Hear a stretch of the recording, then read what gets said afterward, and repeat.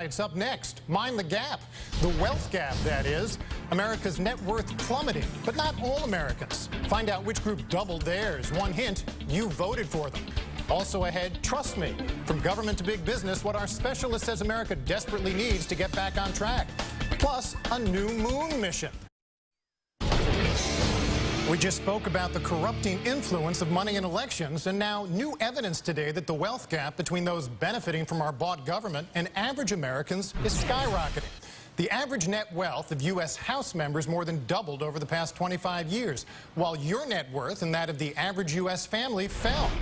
Our usual Tuesday mega panelists here, Karen, Susan, and Jimmy. Welcome, guys. Karen, you're in Sin City. Let me start with you.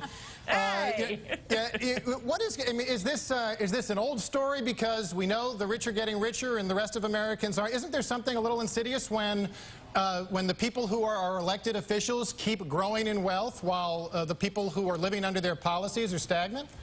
Well, absolutely. I mean, what's interesting, though, is that trend, what's happening in Congress, mirrors the trend that we're seeing in the country. That's not necessarily a good thing because what it doesn't mirror is the reality of our country, meaning that we have, while this wealth gap is increasing, we don't have more people in Congress who actually have had to live under that kind of gap and understand the real implications of the policies and the things that they're trying to do. But part of the problem has become running for Congress and running really in any election has become so expensive and cost prohibitive. A lot of times there's a real effort to find people who can be what we would call self-funders. So they're looking for people who have the money and resources in order to run a campaign. And I think that's a real problem. And it's one of the things in terms of how we rethink how we do elections. We've got to start trying to get people to run for office who aren't millionaires. Now, Jimmy, I mean, are we doomed then to be a nation of plutocrats? Are we ever going to get the kind of campaign finance reform that you and Dylan and others are trying to beat the drum on? Well, this is America, and I have great hope for our good country.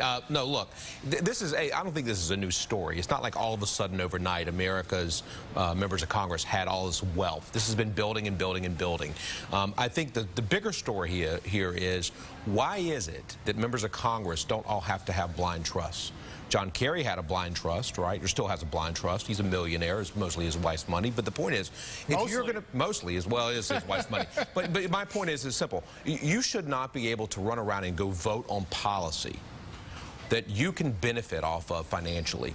If you're going to be a member of Congress, you ought to have your money in a blind trust, and then it's out of your hands. Well, insider trading is not banned in Congress. That's the point. Let's make it very clear. You are allowed to get information, inside information, and then invest on that. It's not illegal. Which seems crazy, but the other thing that's always bothered me, let me throw this to you first, is you've always had politicians across the years who came in from humble backgrounds and walked away relatively rich men. Lyndon Johnson, for whatever accomplishments I applaud that he did in the new society, he came in very humble and walked away. He ended up with radio stations and real estate and something like $100 million in wealth. How does that happen? You said it before to Karen. It's Sin City. I mean, that's what's permitted among the House and the Senate to go on. And it's really, I mean, Jimmy touched on something. Until you can either put people's money in a blind trust or ban them from at least trading on information. Right. It's going to continue. Now, Karen, there's a president we both served. I know I served, Bill Clinton. I think you did also.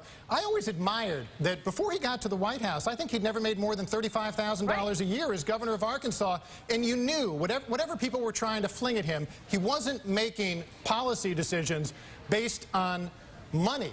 I think there's a lot of folks who would like that. Well, that's exactly right. And if you remember, frankly, a lot of the decisions that Bill Clinton made, and I didn't agree with all of what happened, for example, under welfare reform, but I remember the great fight that he had with Newt Gingrich about Medicare and Medicaid and Social Security. He felt personally about it because his parents had gone through it and people from Arkansas had gone through it. So point being, like, he had lived it. So he had a real gut feeling about the importance of these programs and how they impact people. And so to me, I would say it's two parts. I think what Susan and Jimmy are talking about is really important because a lot of members do financially benefit from their service. But I also think that we need to have more people in our government who are reflective of our population and the challenges that we're going through, because some of these guys are making decisions on things they've never seen an eye iPhone or used an iPhone. They've never had to go to the library to access the internet. So some of the decisions they're making, they have no connection to what that really means in people's lives. But Karen, you know, politically on both sides of the aisle, when you have to find candidates, if you're the Democratic Party or the Republican Party of any given state and you have to go find candidates,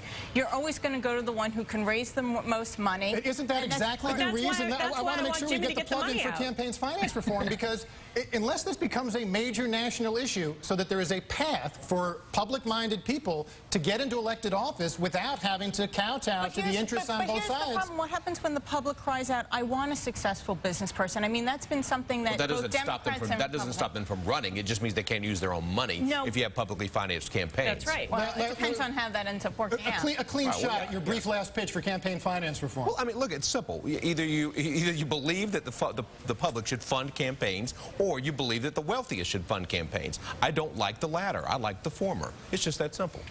Well said. Let's move on to Yemen.